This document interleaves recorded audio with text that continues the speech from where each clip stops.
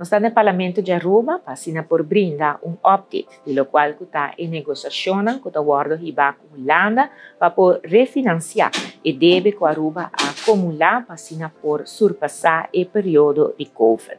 Nossa comissão acaba que o debate público aqui, dia 22 de agosto, e agora que nós seguimos que a segunda tanda, em qual tem informação nova, uma abertura de banda de Holanda para uma outra proposição que a Aruba a 13 com ele. Pues nós seguimos que debate e de nossa parte nós brinda informação financeira para